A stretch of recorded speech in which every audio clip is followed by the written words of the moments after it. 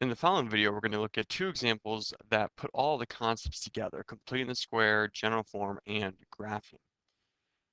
So if we look at the first example, we're given f of x equals x squared minus 6x plus 11. What we're going to do is we are going to complete the square to get it in our vertex form, our general form, and then graph it from there by identifying vertex axis symmetry, left point and right point. So f of x, remember, really means y. And so y equals x squared minus 6x plus 11. You want to get the quadratic and linear term isolated. So I'm going to change the f of x to a y and subtract my 11 at the same time. That gives me x squared minus 6x. And now I'm going to complete the square. So I'm going to put my placeholders in. Some y minus 11 plus my placeholder for when I complete the square, x squared minus 6x plus my placeholder. And now I take half of my b value. So I have half of negative 6, which is negative 3. I square it, and I get positive 9. And so that positive 9 is what is going to go on my placeholders. So move this out of the way. We have a positive 9 in both placeholders. And we simplify the left side. Y minus 11 plus 9 is y minus 2. I complete the square with the right side, factor down to the binomial squared. I squared a negative 3, so x minus 3. To get this in general form, remember we need to solve for y, so we're going to add 2. So y equals x minus 3 squared plus 2. And here is our general form, which we found by completing the square.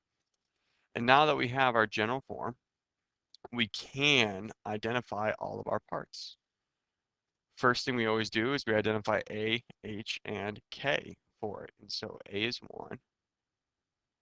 A, remember, H is the opposite of what you see. It's 3. And K is 2. And so my vertex is the coordinate HK. And so my vertex is the coordinate 3, 2. My axis of symmetry is x equals 3. And so I'm going to plot 3, 2. There's my vertex. I'm going to draw in my axis of symmetry with a dashed line for it. And we can change the color. And then what I'm going to do is my left point, right point of it. Now, it doesn't matter which one you use. You know, if you were to do a left point, to the left of 3 is 2, so you would plug in x equals 2. If you were to do a right point, to the right of 3 is 4, x equals 4. Now remember, I always just kind of use some logic. If I plug in a 2, I'm going to get a negative number here. If I plug in a 4, I'm going to get a positive. So I'm going to use x equals 4. So we have 4 minus 3 squared plus 2. That's 1 squared plus 2, which is 1 plus 2, which is 3. So the coordinate on the right-hand side is 4, 3. And so I'm going to go over to 4, go up to 3, and I'm going to mark it. The left point uses the axis of symmetry. It's 1 unit away on the right side, go 1 unit on the other side, and there's your left point. And now we connect with our U-shaped graph. And we have our parabola, which we use completing the square to get in general form, and then identified all of our parts. Let's look at another one. So as I said, this is putting all of our concepts together. Everything in this whole lesson, this is a good review of all the concepts from it. First, we have f of x equals negative x squared minus 2x plus 5. So I'm going to get the quadratic and linear term isolated by subtracting 5 and changing the f of x into a y. So y minus 5 equals negative x squared minus 2x. Remember, you cannot complete the square if your coefficient is not 1 here. So we have to change this negative 1 into a positive 1, And remember, the way we do that is we factor out your leading coefficient. So -1 times x squared plus 2x. I'm going to make a note that I factored here, because remember, it's going to affect our c value. So put your placeholder in, y minus 5 to complete the square, plus your placeholder equals -1 times x squared plus 2x, plus your placeholder. Take half of your b value. So I have 2 as my b, divide by 2, that's 1. Square it, +1. So +1 goes here to complete the square, but I'm not really adding 1 on the left side or on the right side. If you were to think about it, you factor out a -1, so if you were to distribute this in, you're actually subtracting 1. So on the left side, I need to put my -1. And so I get -5 plus -1 is -6, so y minus 6 equals -1 times x, finish completing the square, we squared a +1, so x plus 1.